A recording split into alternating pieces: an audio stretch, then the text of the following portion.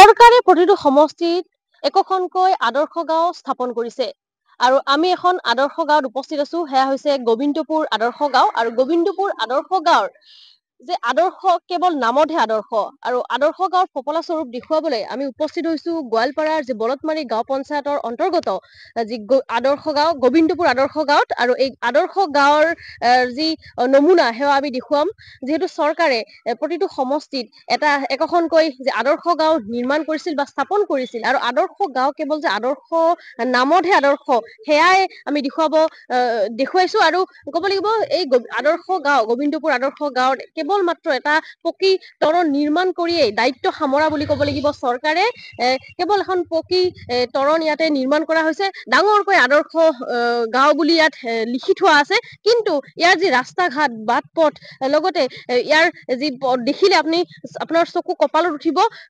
তৰণৰ তলতেই আচলতে ডাঙৰ প্ৰকাণ্ড এটা গাঁত আৰু এনেদৰে আমি যদি ভিতৰলৈ সোমাই যাওঁ গোটেই ৰাস্তাটোতে প্ৰকাণ্ড প্ৰকাণ্ড গাঁতৰ সৃষ্টি হৈ আছে।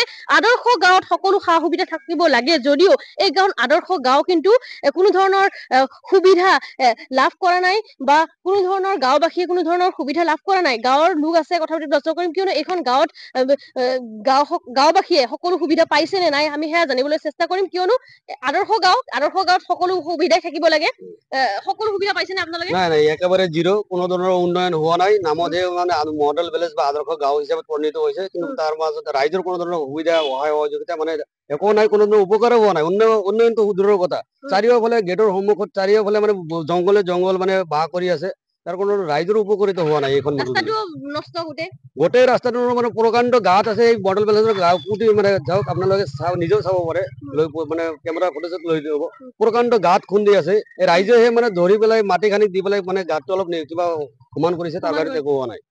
যিহেতু গাঁওখনত সকলো সুবিধা থাকিব লাগে, আপোনালোকৰ ইয়াত অঞ্চলত ৰাইজে ঘৰৰ সুবিধা সকলো পাইছে নে?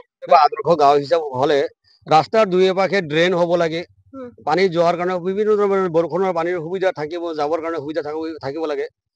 তাৰ পাছত আপোনালোকে দেখা পাইছে যে মানে ৰাস্তাৰ কাষেদি ষ্ট্ৰীট লাইট থাকিব লাগে, যিটো ৰাতি অন্ধকাৰৰ মাজত মানে ইফালে এনে হাতীৰ ভয়, মানে হাতী বিভিন্ন জাগাত উৎপাত চলাই আছে, যাৰ কাৰণে ৰাস্তাৰ চাইডে ষ্ট্ৰীট লাইট থাকিব লাগে। তাৰ কোনো ধৰণৰ ব্যৱস্থা কৰা নাই। পইচাবোৰ ইমান 50 লাখ টকা দুই কালি নাহিল, দুইবাৰ বাজেটত পইচা আহিল। সেই পইচা ক'ত নিৰ্মাণ কি খৰচ কৰিলে আমি ৰাইজে কোনো ধৰণৰ অৱগত নহয়, বা ৰাইজে এনে কোনো ধৰণৰ উন্নয়ন দেখাও নাই আজিলৈকে। যাৰ কাৰণে ক'ব খোজো যে ইয়াৰ সঠিক তদন্ত হ'ব লাগে আৰু বিভাগীয় জৰিয়তে তদন্ত কৰি ইয়াৰ ক'ত কি ব্যৱহাৰ কৰিছে, টকাখিনি সৎ ব্যৱহাৰ হৈছে নে নাই তাৰ সঠিক মানে তদন্ত কৰিব লাগে। JGM যিবোৰ স্কিম আছে, সেই স্কিমৰ মানে যিবিলাক পৰিচালনা আছে, তেখেতে মানে দৰমহাটো লৈ আছে। এতিয়াও মানে বিভিন্ন জাগাত মানে গাঁত মানে ফুটা হৈছে, পাইপ ফুটি যাই আছে, মানে প্ৰকাণ্ড মানে গাঁত আছে, গাঁতৰ পৰাই মানে পানী যোগান ধৰে। তাৰ বাহিৰত মানে কোনো ধৰণৰ সা সুবিধা এতিয়ালৈকে পোৱা নাই। আৰু আমি কমপ্লেইন প্ৰশাসনৰ বিভাগৰ জৰিয়তে মানে আমি কমপ্লেইন দিছিলো, তাৰ কোনো মানে এতিয়ালৈকে আমি সঠিক উত্তৰ পোৱা নাই।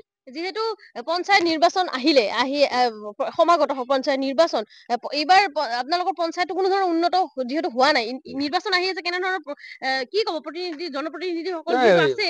যিবিলাক প্ৰতিনিধি আছিল তেখেতে মানে নিজৰ উন্নয়নটোহে বিচাৰে, বাকী ৰাইজৰ উন্নয়ন নিবিচাৰে। এইবাৰ অহা যি নিৰ্বাচন আহি আছে, ৰাইজে নিশ্চয় ইয়াৰ মানে উত্তৰ দিব, যাৰ কাৰণে ৰাইজে বাট চাই আছে। এইবাৰ মানে সময়ত সিহঁতে মানে দেখা পাব যে ৰাইজৰ মানে ৰাইজে ৰজা বনাব পাৰে, ৰাইজে ভাঙিব পাৰে, তাৰ কাৰণে ৰাইজে বাট চাই আছে। যিহেতু ইয়াত আপুনি গম পাইছো, ইয়াত বিভিন্ন ধৰণৰ ইয়াত অভিযোগ আছে, যে ৰাইজৰ কিছু অভিযোগ আছে যে ইয়াত কিছুমান কাম আচলতে দুৰ্নীতি হোৱা বুলি অভিযোগ আছে। আপোনালোকে কি ক'ব? ইয়াতে মানে যিকোনো কাম হলে মানে MLA কনচাল্ট লাগে, নহলে MLA কনচাল্ট নহলে কাম কৰিব নোৱাৰে। আৰু যিকোনো কাম কৰিবলৈ কনষ্ট্ৰাকচন কমিটি বনাই, এই কমিটিখন মানে MLA নিৰ্ধাৰিত কৰি দিয়ে মানুহ, সেই মানুহজনৰ জৰিয়তে কাম কৰে। তাততো নিশ্চয় লুটপাট হবই। MLA মানুহ যিহেতু কাম কৰে, তাৰ কাৰণে তাতে দুৰ্নীতি হোৱাটো স্বাভাৱিক। যাৰ কাৰণে ৰাইজৰ ইমান উন্নয়ন নাই। যি পইচা আহে সিহঁতে কিবা কিবি বিভাগৰ জৰিয়তে মানে অলপ চলপ নমুনা দেখাই, বাকী পইচাখিনি সিহঁতে লুটপাট কৰি খায়। কোনো ধৰণৰ সুবিধা হোৱা নাই, ৰাইজে পোৱা নাই।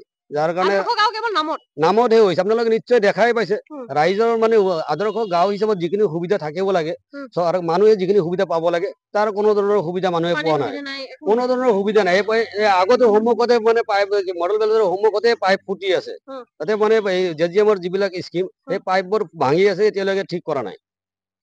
হয় নিশ্চয়কৈ ক'ব লাগিব কেৱল আদৰ্শ গাঁও কেৱল নামতহে আদৰ্শ গাঁৱৰ নামত এয়া আমি দেখুৱাইছো এক সফলা স্বৰূপ দেখুৱাইছো যিহেতু এই আদৰ্শ গাঁৱৰ মাজৰ যি ৰাস্তা ঘাট সকলো পথ এটা বিধ্বস্ত হৈ আছে আৰু আদৰ্শ গাঁৱৰ নামত এই সকল লোকে উন্নয়ন মুখ দেখা নাই আৰু এক প্ৰকাৰ তেওঁলোকে যাতায়াতৰ নামত জমৰ যাতনা ভোগ কৰিবলগীয়া হৈছে খোৱা পানীৰ নামত তেওঁলোকে বিশুদ্ধ খোৱা পানী তেওঁলোকে লাভ কৰা নাই যি সকল জেমৰ কাম হৈছে সেয়া আচলতে পাইপ ফুটি যোৱা বুলি তেওঁলোকে ইয়াত ৰাইজে অভিযোগ কৰিছে আৰু আমি এয়া গোৱালপাৰাৰ যি আদৰ্শ গাঁও গোবিন্দপুৰ আদৰ্শ গাঁও যি বলদমাৰী গাঁও পঞ্চায়তৰ অন্তৰ্গত এই গোবিন্দপুৰ যি আদৰ্শ গাঁৱৰ পৰিৱেশ দেখুৱাইছো আৰু কেনেধৰণৰ চলি আছে এই আদৰ্শ গাঁওসমূহ কেৱল নামতহে আদৰ্শ গাঁও চলি আছে সেয়া